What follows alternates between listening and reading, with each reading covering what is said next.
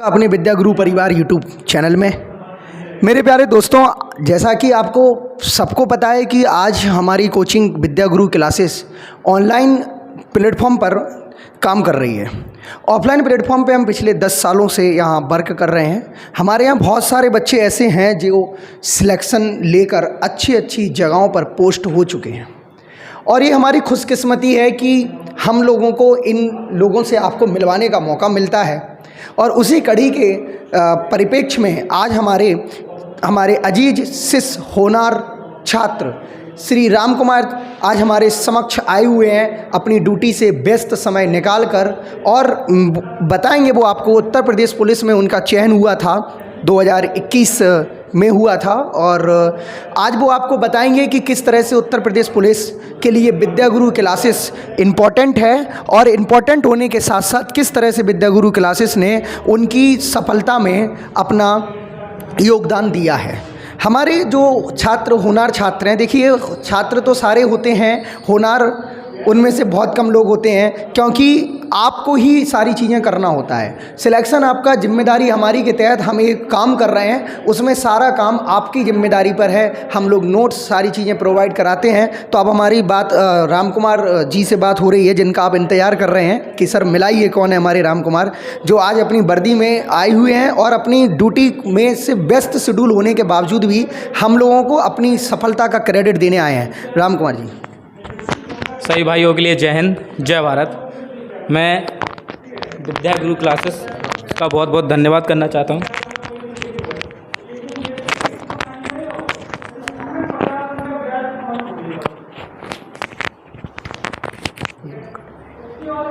मैं राम कुमार आपका अपने परिवार विद्या गुरु क्लासेस में आप सब भाई बहनों का हार्दिक स्वागत करता हूं, क्योंकि जो हमारे गुरुजी हैं उनका संघर्ष बहुत है। ऑफलाइन क्लास में उन्होंने बहुत अच्छा संघर्ष किया है। मैंने कई बच्चे निकले, लेकिन कुछ बच्चे क्या होते हैं, अपना श्रेय देने से घबराते हैं कि हम अपने टीचर को श्रेय क्यों दें। क्योंकि कुछ बच्चे सोचते हैं कि हम क्यों सर के पास जाएं, क्योंकि उन्हें तो सफलता मिल गई। वो उस चीज़ को फोकस करते हैं कि हम तो टीचर को पैसे देते थे, उन्होंने हम पैसे देते तो वो हमको पढ़ाते थे, उनमें उनका क्या योगदान है। तो कुछ लोग ऐसा सोचते हैं, लेकिन हम उनकी सोच को छोड़ देते हैं। वहीं पे हम अपनी सोच पर काम करते हैं कि सर की एक नहीं, मैं नहीं, कई बच्चे क्या हुए हैं, सिलेक्ट हुए हैं। तो जो बच्चे आ जाते हैं तो टीचर उनको बता देते हैं, जिसके ज़रिए जो बच्चे रहते हैं वो क्या हो सके, मोटिवेशन हो चुके हैं। मोटिवेशन हो सके अंदर से कि हम भी ऐसा कर सकते हैं, हम भी सफलता क्या कर सकते हैं, प्राप्त कर सकते हैं। तो हमारे गुरु हैं, इन्होंने बहुत मेहनत की है, बहुत संघर्ष करते हैं, गरीब बच्चों की बहुत मदद करते हैं और अच्छा से अच्छा पढ़ाने का प्रयास करते हैं। आप देखो, आप पहली बार इनसे पढ़ोगे तो थोड़ा क्या लगता है, किसी भी नए टीचर के पास जाओगे तो थोड़ी समस्या आती है। मुझे भी शुरू में समस्या आई, लेकिन सर ने कहा बेटा पढ़ो।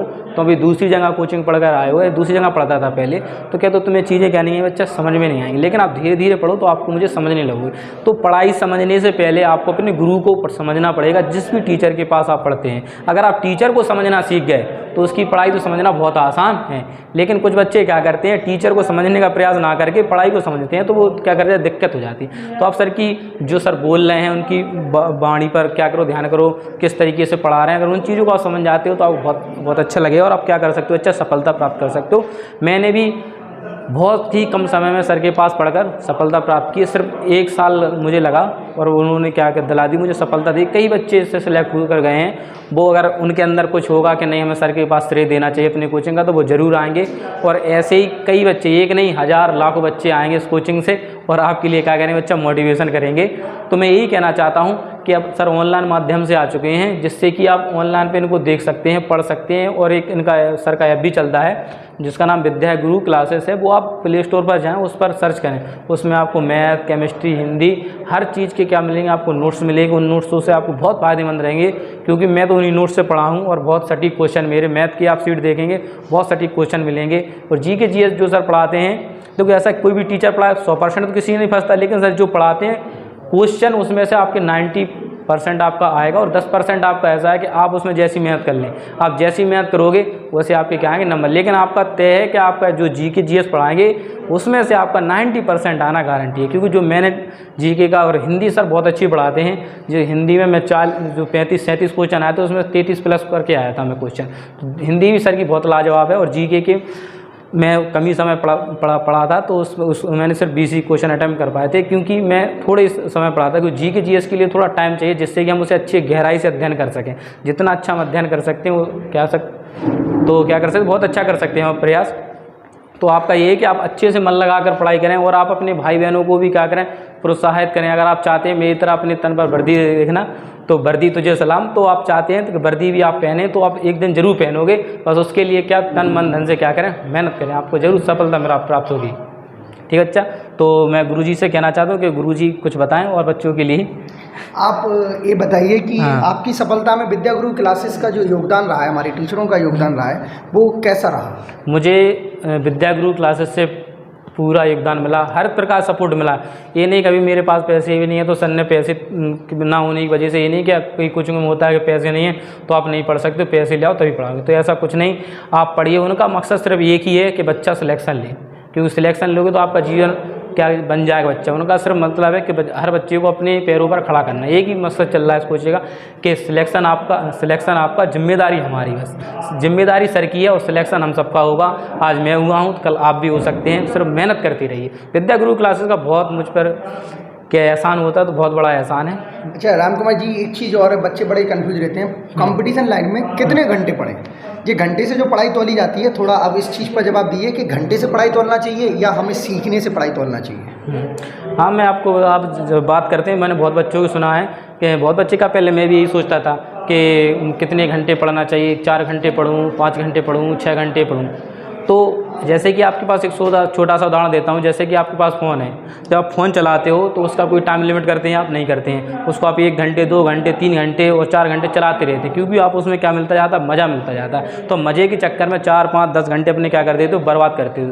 तो इसी तरह का एजुकेशन है। अगर एजुकेशन को आप मोबाइल की तरह लोगो कि थोड़ा आप पढ़ोगे, देखो थोड़ा पढ़ोगे, जैसा जैसा आपका इंटरेस्ट जगेगा, क्या जगह इंटरेस्ट जगेगा, 5 घंटे 10 घंटे, वो आपके ऊपर निर्भर करता है। जैसा जैसा इंटरेस्ट जगेगा, जिस प्रकार से मोबाइल के प्रति आपका इंटरेस्ट होता है, तो आपका टाइम पता नहीं चल रहा कितने घंटे पढ़े, कितने घंटे फ़ोन चला लिया। वैसे ही है क्या टीचिंग, टीचिंग में आपको पढ़ने में मन लगने लगा तो आपको समय का पता नहीं चलेगा, आपका सिर्फ एक ही फोकस रहेगा पढ़ने का। जैसे कि द्रोणाचार्य थे, वो शिक्षा दे रहे थे पांडवों को जब वो शिक्षा दे रहे थे तो उन्होंने कहा था कि कर्ण से पूछा कि दुर्योधन से पूछा कि पांडवों के साथ दुर्योधन वगैरह भी थे, तो कौरव भी थे, तो उन्होंने पूछा कि तुमको इस चिड़िया का क्या दिख रहा है? तो किसी ने कहा मुझे पेड़ दिख रहा है, किसी ने कहा, भीम से पूछा तुम्हें क्या दिख रहा है? तो उन्होंने कहा मुझे चिड़िया दिख रही है। सबसे पूछ के फिर उन्होंने अर्जुन से पूछा कि अर्जुन तुम्हें क्या दिख रहा है? तो अर्जुन ने कहा गुरुजी मुझे सिर्फ पक्षी की आंख दिख रही है, उसके अलावा मुझे कुछ दिखाई नहीं दे रहा है। तो उनका टारगेट एक ही था कि सिर्फ आंख पर, तो आंख पर उनका टारगेट, इसीलिए उन्होंने क्या कर दिया, उसको गोल कर दिया टारगेट। तो मैं यही कहना चाहता हूँ कि अगर आपका भी अर्जुन की तरह निशाना है, ध्यान केंद्र है, तो आपको भी जरूर सफलता मिलेगी। बच्चों संघर्ष करिए बस। अच्छा राम कुमार, एक बात और आप बताइए कि कौन सा सब्जेक्ट पे हम ज़्यादा फोकस करें कि बच्चों का सिलेक्शन, पुलिस की वर्दी का जो सपना साकार है, लोग आजकल पुलिस वर्दी के लिए अपनी जान देने को तैयार रहते हैं, तो कौन से सब्जेक्ट पे हम ज़्यादा फोकस करें कि बच्चे जल्दी से जल्दी पुलिस की वर्दी प्राप्त कर सकें? बस देखो बच्चा, पुलिस की वर्दी प्राप्त करना बहुत आसान है, बस आपके अंदर मेहनत होनी चाहिए। मेहनत का मतलब ये सही डायरेक्शन, जैसे कि उसका सिलेबस रहता है कि मैथ और रीजनिंग जो है 75 नंबर की आती है, और जीके जीएस और हिंदी भी। हाँ, तो राम कुमार मैं आपसे पूछना चाह रहा था कि बच्चे बड़े कंफ्यूज रहते हैं कि हम किस सब्जेक्ट पे फोकस कर लें जिससे हमारी वर्दी का सपना पूरा हो जाए। तो आप बच्चों को ये थोड़ा मार्गदर्शन दीजिए कि आपने कैसे सब्जेक्ट पर फोकस करके बच्चों को अपनी वर्दी का सपना साकार किया था। देखो, वर्दी को पाने का बहुत सरल तरीका है, बस आपको मेहनत की ज़रूरत है। अगर आपको देखो, जैसे कि आपकी मैथ और जो आप पढ़ोगे जीके जीएस, मैथ और रीजनिंग आज 75 की आएगी, जीके और जीएस हिंदी वो कितने की आएगी? 75 की आएगी। तो मेरा जो इसमें सिर्फ 20 क्वेश्चन ही किसके आते हैं? मैथ के आते हैं, और 55 जो क्वेश्चन आएंगे वो आपके रीजनिंग के आएंगे। 20 क्वेश्चन मैथ के आएंगे और 55 क्वेश्चन जो आएंगे बच्चा वो आपकी रीजनिंग के आएंगे। तो मैंने जिस 75 में से अपना टारगेट रखा था, ज़्यादा नहीं 60 प्लस का रखा था कि मुझे 60 प्लस नंबर चाहिए इस 75 में से। कितने? 60 प्लस नंबर चाहिए। जैसे आप रीजनिंग है तो रीजनिंग आपकी कैसी भी हो तो आप उसमें से 45 नंबर ला सकते हो अगर आप सही से पढ़ते हो। 10 नंबर मैंने छोड़ दिया इस क्वेश्चन के, वो आपको नहीं आएंगे, तो आप उसमें 45 ला सकते हो। 20 मान लो 20 मैथ के हैं तो मैथ मुझे अच्छी आती थी, तो मैं 20 में से 20 ले आता था, कभी एक आध क्वेश्चन कट जाता है। तो आपकी जैसी क्वेश्चन जैसी भी रीजनिंग हो, मैथ हो, तो आप 15 तो उसमें से बिल्कुल कर ही सकते हो। सिंपल आता है, तो यूपी प्लस का पेपर होता है उसमें सिंपल क्वेश्चन आते हैं, कोई हार्ड वगैरह नहीं आते हैं। तो आप 15 और 20 तो यहाँ से अटैम्प्ट कर लोगे। इसमें से 37 क्वेश्चन आते हैं आपकी हिंदी की। अगर आप हिंदी सर के द्वारा पढ़ोगे बहुत अच्छी पढ़ाते हैं, मैं तो 33 प्लस करके आया था, कैसे भी करोगे तो आप 30 प्लस आराम से कर लोगे, आप पढ़ते हो, ठीक है। और आपकी बची जो 38 क्वेश्चन आपके आते हैं GK GS के, उसमें से आप कैसे भी करो तो 20 क्वेश्चन आप आराम से ला सकते हो, क्योंकि उसमें UP GK भी आती है, जिसके क्वेश्चन अपने सिंपल से आते हैं, कुछ कठिन भी आते हैं। तो जिसमें से मिला के आप 20 क्वेश्चन यहाँ से और 30 क्वेश्चन यहाँ से, तो कितने आपके 50 यहाँ से ले लिए अपन ने, और 45 और 15 यहाँ से, तो कितने हो गए आपके, तो आपको 15 कितने 60 और 50 कितने 110 क्वेश्चन होगा। और 110 क्वेश्चन में आप जनरल को भी फाइट कर जाओगे, आपका इससे ज़्यादा मेरिट उसकी जाती नहीं, 220 से उसकी मेरिट जाती नहीं, क्योंकि जितने भी UP प्लस जब से योगी आदित्यनाथ जी हमारे आए हैं तब से जितनी परीक्षाएं हुई हैं, तो 220 से ज़्यादा किसी की मेरिट गई नहीं है। अगर आप इतना कर लेते हो तो आपको सिलेक्शन बिल्कुल आसान सा है, कोई दिक्कत ही नहीं है। सर राम कुमार, हमारे सर का एक क्वेश्चन बड़ा बच्चों के दिमाग में रहता है, सर पूछें। भैया मैं आपसे ये बोल रहा हूँ कि चलिए ठीक है, पेपर बच्चों ने निकाल लिया, मेहनत करी, ये तो चलो मेंटली मेहनत है, तो बच्चों से हम लोग करवा लेते हैं, पढ़ा लेते हैं, सिखा लेते हैं, मैथ भी उनकी हो जाती है, रीजनिंग भी निकाल लेते हैं, हिंदी भी निकाल लेते हैं। सबसे बड़ी कंडीशन कहाँ आती है कि बच्चे रनिंग में फंस जाते हैं, रनिंग में फंस जाते हैं। क्योंकि जब बच्चा पढ़ता है तो वो डे में ही पढ़ रहा है, नाइट में पढ़ रहा है, उसकी आदत ऐसी हो जाती है कि मतलब वो बैठे बैठे की आदत हो जाती है, तो भाई बैठा के पढ़ रहा है। बहुत बच्चे फेल होते हैं, उसके लिए आप क्या बताएं? फिजिकल में बच्चे बहुत ज़्यादा फेल हो जाते हैं कि क्या पता लास्ट में फेल हो जाएंगे, हो सकता है कि कुछ सेकंडों से फेल हो जा रहे हैं, कुछ 10 मीटर से फेल हो गए, 20 मीटर से फेल हो जाते हैं। तो इसके लिए मैं आपसे पूछ रहा हूँ, जो बच्चे पहले जो तैयारी कर रहे हैं ये उसके बाद में फिजिकल करें या स्टार्टिंग से ही फिजिकल कंटिन्यू करें? क्योंकि अगर वो कहते हैं सर हम आपकी बैच के साथ ही फिजिकल तैयार करते हैं तो सर हमसे पढ़ाई नहीं हो पाती, क्योंकि बॉडी इतनी थक जाती है कि रात में जब पढ़ने बैठते हैं या जब भी पढ़ते हैं तो नींद आने लगती है। तो वो थोड़ा सजेशन मैं आपसे मांगना चाह रहा था कि किस तरह से आप पढ़ाई के साथ फिजिकल को भी मेंटेन कर सकते हैं। देखो बच्चों, सर ने बहुत अच्छा क्वेश्चन पूछा। बहुत बच्चों के साथ एक समस्या आती है कि मेरे साथ भी आती है कि रनिंग करने के पढ़े के जब रनिंग करते हैं बॉडी थक जाती है ना, तो उस हिसाब से हम क्या नहीं कर पाते हैं, फिर एजुकेशन नहीं करते, आलस आता है, सभी को आता है, ये तो लाजमी है, क्योंकि आलस नहीं आएगा तो व्यक्ति किस बात का है, आलस आना भी जरूरी है। तो ये व्यक्ति जो, अब देखो आपका रनिंग का जो है कि आप मान लो पढ़ाई कर रहे हो, ठीक है, अगर आप फास्ट रनिंग करोगे तो इससे दिक्कत आएगी। जैसे आपको क्या करना है, एजुकेशन के साथ वॉक पे जाओ आप सिर्फ, यानी सुबह टहलने का, जब भी आपको टाइम मिले तो टहलने की आदत डालो, जो भी टहलो वो टाइमिंग से टहलो। कहने का मतलब मेरा ये है कि जब भी आप ऐसे ग्राउंड वगैरह में जा रहे हैं, 400 मीटर ग्राउंड है, तो आप उसे टहलो और टाइमिंग से देखो कि मैं एक राउंड इसका टहलने की स्पीड कितनी है मेरी। मान लो आप टहलोगे तो आपका 2.5 मिनट में आराम से वो राउंड कंप्लीट होगा। 2.5 मान के मैं 3 मिनट मान लेता हूँ आपका, तो आप 3 मिनट के हिसाब से सोचो कि 3 मिनट के आराम से मैंने सोचा तो एक राउंड ऐसे टहलते 2 3 ऐसे ऐसे आप करते जाओगे, जिससे कि आपको 12 राउंड तक आप टहलना स्टार्ट कर दो। सिर्फ आप 12 राउंड आपको टहलना है। क्या करना है आपको? 12 राउंड सिर्फ टहलना ही है। तो सर आप दो बच्चों को क्या करना है सर कि वो सिर्फ वॉक का सिस्टम करना है, सिर्फ टहलना है। सबसे पहले हमको आदत आनी चाहिए कि हम इतने चल पा रहे हैं कि दौड़ने की तो बात बाद में आती है, पहले बात आती है कि हम इसे पैदल इतनी दूरी को तय कर पा रहे हैं कि नहीं कर रहे। अगर आप पैदल भी चलोगे 3 मिनट के हिसाब से तो आपको 12 या 36 मिनट लगेंगे। घबराना नहीं है अपन को, क्योंकि अभी SI की दौड़ हुई थी, उसमें महिलाओं ने भी दौड़ निकाली है, गर्ल्स वगैरह ने, ठीक है। तो सर अपन को सबसे पहले वॉकिंग है, अपना टारगेट तक पहुंचना सीखना है। अगर आपको टारगेट का पहुंचना आ गया, अगर ये 5 किलोमीटर रनिंग है हाँ, तो एफिशिएंसी तो हाँ, क्या 5 किलोमीटर चल पा रहे कि नहीं चल पा रहे, बहुत बड़ी बात है। ये चल पा रहे 5 किलोमीटर की चल पा रहे, समझ रहे भाई और बहनों। हाँ, तो सबसे पहले ये है आपको चलना सीखना, आपको टेंशन नहीं लेना, दौड़ पे इतना प्रेशर नहीं लेना है, बस आप धीरे धीरे करोगे। क्योंकि कभी कभी कैसा होता है, जैसे कि 19 बैच जो आया था, 18 बैच, तो उन्होंने क्या किया था कि जैसे ही रिजल्ट आया और उसके 2 दिन बाद रनिंग करा दी। हाँ, तो बच्चों ने बगैर रनिंग नहीं की, तो जिसकी वजह से वो बच्चे रनिंग में नहीं निकल पाए, जिसकी मेरिट बहुत नीचे चली गई थी। तो आपको इस पर जरूर फोकस करना है कि आपको अभी थोड़ा, जैसे कि अपन खाना खाने की आदत रहती है, घूमने टहलने की आदत रहती है, जैसे उसमें समय निकाल के धीरे धीरे बॉडी को हैबिचुअल बनाना है फिजिकली।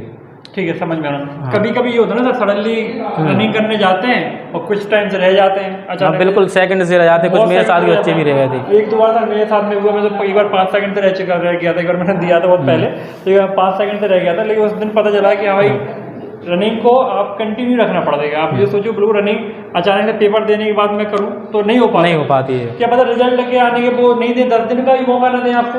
क्या पता 10 दिन का भी मौका न दें आपको रनिंग लगाने के लिए, सीधा रिजल्ट जिस दिन डालें और 5 दिन बाद बोल देंगे सर आपकी रनिंग है। अगर आप प्रिपेयर्ड नहीं होंगे तो दिक्कत हो जाएगी। हाँ, और दूसरी सर बात आती है कि रनिंग के साथ आपका खान पीन कैसा है, क्योंकि आपका खाना पीना जो भी आप खाते हो, अगर वो आपका अच्छा है तो आपके अंदर स्टेमिना रहेगा और आप बहुत अच्छे से कर सकते हो। बाहर की चीज़ों फोकस मत करें। और जूस वगैरह, फल फ्रूट, अगर आप गरीब भी हैं तो केला अपना पास बहुत सस्ता आता है, उसमें जहाँ तक हमें मिल जाता है जितना चाहिए था हमें लिए, तो केले वगैरह जरूर खाते रहें। हाँ, कार्बोहाइड्रेट, जिससे कि अपना अच्छी एनर्जी डेवलप कर सकें और पढ़ते टाइम भी उसका यूज कर सकते हैं खाने का। ठीक है, तो आप इस तरीके से कर सकते हैं, कोई दिक्कत नहीं, बहुत सिंपल है। और आपके साथ गुरुजी हैं, दोनों गुरुजी की बदौलत में आज यहाँ पर हूँ। कुछ लोगों के दिमाग में आ रहा होगा, सर लोगों ने ऐसा तो नहीं फर्जी बाड़ा खड़ा करके इनको खड़ा कर दिया और क्या नहीं, किसी बच्चे को दिमाग में आ जाता है कि वर्दी पहना के अपना प्रमोशन कराने के लिए। ऐसा कुछ नहीं बच्चा, ना मुझे मेरे गुरुजी हैं, गुरुजी ने मुझ पर एहसान किया तो मैं सिर्फ उनका इतना काम नहीं कर सकता कि सर के सामने आके 2 शब्द आपको बता सकूं, मोटिवेशन कर सकूं। क्यों मोटिवेशन है, क्यों आप इसका जरूरी नहीं कोई आप गलत मकसद रहे, ऐसा कुछ नहीं बच्चा। एक्चुअली क्या होता है भैया कि कभी कभी क्या होता है, जब तक सपोज दैट जैसे किसी बंदे का काम है एक्टिंग करना, तो वो क्या करता है, सलमान खान को देखेगा, शाहरुख खान को देखेगा, आमिर खान को देखेगा, तो उससे प्रभावित होगा, उसी की तरह बोलना स्टार्ट करेगा, उसे चलना स्टार्ट करेगा, जिम में जाने लगेगा। तो जिस बच्चे का काम है जॉब पाना है या एक पुलिस सेवा में जाना है, तो जब तक वो उसी तरह के व्यक्तियों से नहीं देखेगा, उन तरह से हाव भाव नहीं देखेगा, बात करना, उनसे रहना, किस तरह से बात करना, किस मुकाम पर वहाँ पहुँचे हैं, तो तब तक उन्हें गाइडेंस सही नहीं मिल पाता। इसलिए हम आपको, और भी हमारे जो बच्चे सिलेक्टेड हुए हैं, कुछ बैंक में सिलेक्ट हुए हैं, ठीक है, कुछ एसएससी में सिलेक्ट हुए, तो उन लोगों को इसलिए लेके आते हैं कि आप लोग उन्हीं व्यक्ति को देखें जो चीज़ आपकी प्रिपरेशन कर रहा हो। जैसे आप पुलिस की प्रिपरेशन करो तो एक एज अ पुलिस मैन जब आपको समझाएगा तब आपको बातें और अच्छी क्लियर होंगी, और वो जब अपना एक्सपीरियंस शेयर करेगा तब आप क्या होता है, टीचर कितना भी बोल ले आपको ये लगता है हाँ ठीक है सर, तो ठीक है ओके, लेकिन जो व्यक्ति है वो ज़्यादा समझाए तो उससे ज़्यादा आपको क्लियर होता है। राम कुमार, एक क्वेश्चन और है, इसके बाद हम लोग अपनी बात को खत्म करेंगे। क्वेश्चन हमारा ये है कि आपकी जॉब में चैलेंजेस क्या क्या रहे हैं अभी इस समय, क्योंकि बच्चों की बड़ी समस्या है। कई मेरे ऐसे स्टूडेंट हैं जिनका नाम यूट्यूब पे लाइव नहीं बोल सकता, लेकिन वो जॉब छोड़ के आ चुके हैं। जैसे सीतापुर में उनकी ट्रेनिंग हो रही थी तो वो ट्रेनिंग नहीं झेल पाए और वो जॉब छोड़ के आ गए। तो क्या चैलेंजेस हैं ट्रेनिंग के और क्या चैलेंजेस हैं जॉब के, जिससे बच्चा जॉब छोड़ के क्यों आ रहा है? और कई बच्चे ऐसे हैं जिन्हें जॉब नहीं मिल पा रही है, वो प्रयास कर रहे हैं। तो क्या धूल के धूल सुहावने हैं, या फिर जैसा पुलिस में दिखता है वैसा है, या फिर पुलिस केवल एक बदनाम है, बाकी पुलिस ऐसी है नहीं जैसा लोग कहते हैं? आप क्या इस बारे में बताएंगे? देखो, मैं आप सबको बताना चाहता हूं कि आपको जैसा दिखाया जाता है, जैसे मुझे भी लगता था कि पुलिस ऐसी है, जब मैंने उसको ज्वाइन किया तो वास्तव में पुलिस के पास बहुत प्रेशर रहता है। सबसे बड़ी बात ये है, आप सबको लगता है ऐसे मान लो एक पुलिस वाला है, एक गांव के लिए तैनात कर दिया, 2 कांस्टेबल कर दिया, उसको पूरे एरिया का सही लगा दिया। अब उस 5000 की जनसंख्या, सिर्फ 2 कांस्टेबल, एक एसआई उसको कंट्रोल में करे, वो घूम रहा है। अब उसके लिए उस 5000 व्यक्तियों में से किन किन व्यक्तियों से मिलना पड़ता है, कोई अच्छा है, कोई बुरा है, कौन सा केस के हैंडल कर रहा है, 24 घंटे चलते ही रहता है उनका। तो उनका जो माइंड रहता है ना, तो 10 व्यक्ति खराब मिल गए, मान लो 11 व्यक्ति अच्छा है, तो वो अच्छा व्यवहार कहाँ से लाएगा, जबकि बात उसे 10 व्यक्ति खराब मिले हैं, एक्सपीरियंस हो जाता है। हाँ, क्योंकि 10 व्यक्ति उसे खराब मिले हैं तो कैसे अच्छा से बोल सकता है, उसके अंदर तो वही चलेगा। इस वजह से क्या है, वो क्या करे, थोड़ा सा उनकी बोली क्या होती है वैसी हो जाती है, क्योंकि हर तरह के व्यक्ति रहते हैं, नेचर हो जाता है, नेचर हो जाता है उनका। क्योंकि जब दिन भर वो क्रिमिनल से मिल रहे हैं तो क्रिमिनल से ही मतलब उनकी है ना, जैसे हम लोग दिन भर स्टूडेंट से मिलते हैं तो हम लोगों के मतलब बच्चों से बोलना उसी तरह से हो जाता है, वो हमारी ओन लैंग्वेज हो जाती है। फिर हम घर पे मिलते हैं, बच्चों घर पे फैमिली से बात करें तो हमें वैसी बात हो जाती है। और सर एक चीज़ एक और भी होती है कि जैसे पुलिस को आदमी कहते हैं कि आजकल जो नई जनरेशन पुलिस में जा रही है, हमारे राम कुमार जैसे बच्चे वहाँ पहुँच रहे हैं, तो बहुत सब हो चुकी है पुलिस। तो अब वो चीज़ जो रूपरेखा है जो लोगों के दिमाग में पहले चलती थी, पहले थे, लेकिन अब बहुत सब हो चुके हैं। और सभ्यता का परिचय जितना जनता देती है उतना पुलिस भी देती है। अगर पुलिस जनता असभ्यता का परिचय देगी तो उनकी ड्यूटी इसी बात की है कि असभ्य लोगों को सभ्य बनाया जाए। और सबसे पहली बात यह है कि जो हम हैं आपकी रक्षा के लिए लगे, सबसे पहले आपको दिमाग में ये डालना है, हम आपके बुरे के लिए नहीं लगाए। सरकार हमें पैसा दे रही है कि हम आपकी सुरक्षा कर सकें, आपको कहीं भी दिक्कत आती है आपकी प्रॉब्लम को सॉल्व कर सकें। हमारा मकसद सिर्फ इतनी इसी के हमें सरकार क्या दे रही है, पैसे दे रही है। और इसके लिए अगर आपको कभी भी पुलिस पर डाउट आता है तो मेरे सीईओ साहब ने मुझे एक बात बताई थी, क्योंकि बच्चों को लगता है ना कि हम छोड़ के चले जाएं क्या है, तो उन्होंने एक बात बताई थी कि मान लो आप हो आपको ऐसे कोई महिला उसे चार पुरुष हैं उसको क्या कर रहे हैं, तंग कर रहे हैं, ठीक है, परेशान कर रहे हैं। आपके पास 2 चॉइस हैं कि इधर एक मंदिर बना है और यहाँ पर एक क्या 2 खाकी वर्दी के व्यक्ति खड़े हैं, ठीक है। अब जो महिला रहेगी वो कहाँ जाएगी? सही बात है, कहाँ जाएगी? आपको इधर जाएगी, इधर जाएगी? ऑब्वियसली खाकी वर्दी के पास जाएगी। वो मंदिर में क्यों नहीं जाएगी? क्योंकि उसे पता है कि उसकी रक्षा ये खाकी वाली कर सकते हैं, इसीलिए वो खाकी वालों के पास आएगी, ना कि वो मंदिर जाएगी। तो आपको यही ध्यान करना है कि जो खाकी है ना, सबको दिखता है कि खाकी कोई कितनी बुराई कर ले, लेकिन जब व्यक्ति को ज़रूरत पड़ेगी ना तो वो यही देखेगा खाकी कहाँ है, खाकी पर देखेगा। सही बात। ठीक है। तो देखिए, खाकी से एक चीज़ मुझे याद आई है कि इंसान का आखिरी जन्म या आखिरी गेट खाक में मिल जाना ही होता है, इसलिए सारी समस्याओं का हमारे पास, सारी समस्याओं का सॉल्यूशन हमें खाकी वर्दी की है। तो आप ऐसा समझिए, खाकी की इज्जत कीजिए और खाकी के लिए अपनी साथ जो बच्चे नहीं भी सिलेक्ट हुए हैं, रनिंग से बाहर हो चुके हैं, आप ये सोचिए कि आप भी पुलिस वाले हैं और इस समाज की रक्षा के लिए उनका सहयोग कीजिए जो खाकी पहने हैं। तो दोस्तों, अब हमारे राम कुमार जी कुछ ऐसा क्विट्स जो बोलें और जाते जाते क्या बच्चों को मोटिवेट करना चाहते हैं वो बताएंगे। मैं तो सिर्फ आपसे ये 2 शब्द ही कहना चाहता हूँ कि जंजीर नहीं कटती तो पैर काट लो। आपके जो वीडियो में आप बन चुके हो उन्हें नहीं छोड़ पा रहे, तो वो जंजीर है आपको जो घेर रही है, तो फ़ोन वगैरह यूज़ करते हो, जो भी चीज़ यूज़ करते हो, तो वो आपको क्या करे, बांध रही है। तो जंजीर नहीं कटती तो पैर काट लो, लंगड़ा कर चलो मगर आज़ादी से चलो। कहने का मतलब ये है कि इन सब चीज़ों को छोड़ दो। आपको ये लगेगा यार ये मेरा कट गया, लेकिन आप उनको छोड़कर एक आज़ादी महसूस करोगे और जो आप चीज़ सीखोगे आप बहुत अच्छे से सीखोगे। तो मेरा यही कहने का तात्पर्य है कि आप बहुत अच्छे सीखो, आप जीवन में जरूर सफल होगे। हम ऑनलाइन इसीलिए बोल रहे हैं, अगर ऑफलाइन क्लास होती, आजकल हमारा डिजिटल इंडिया हो गया है, जिसकी वजह से मैं आपको क्या कर रहा हूँ, बता पा रहा हूँ। अगर नहीं होती तो मैं सिर्फ कोचिंग में आता और अवसर के जो भी स्टूडेंट विद्यार्थी सिर्फ उनको बता पाता। लेकिन मैं चाहता हूँ कि अगर मेरी वजह से या गुरुदेव की वजह से अगर बच्चों का भला हो सकता है एक के जरिए कई, क्योंकि इस पर लाखों करोड़ों अरबों लोग क्या हैं, यूट्यूब पर क्या है, प्लेटफॉर्म पर सब लोग हैं, यूज करते हैं। तो अगर उनको भी सफलता मिल सकती है, अगर एक भी जो कहते हैं ना कि जिसकी उम्मीद मर चुकी है, अगर उसकी उम्मीद हमारे गुरु बन सकते हैं, तो मुझे बहुत खुशी की बात है कि अगर मरे की उम्मीद को भी हम जिंदा करते तो बहुत बड़ी खुशी की बात है। तो मैं आप सबसे विदा लेता हूं और बहुत बहुत धन्यवाद करना चाहता हूं विद्या गुरु क्लासेस का, जिसको आप ज़रूर आएँ, कोचिंग को ज्वाइन करें, ऑनलाइन करें, ऑफलाइन है तो आप ऑफलाइन करें। झांसी में है, रजनी विवाह घर के सामने है, बहुत अच्छी कोचिंग है, आप पढ़ के देखें, इसमें आपको अपनापन लगेगा, कहीं ये नहीं लगेगा, आपको हर चीज़ प्रोवाइड कराई जाएगी। ठीक है, तो मैं गुरुदेव का बहुत बहुत धन्यवाद करना चाहता हूँ कि मुझे समय मिला, मैं अपने गुरु के पास आ गया। तो आप सबके लिए थैंक यू, बहुत बहुत धन्यवाद। जय हिंद, जय हिंद, जय भारत, जय संविधान, जय भीम, वर्दी तुझे सलाम।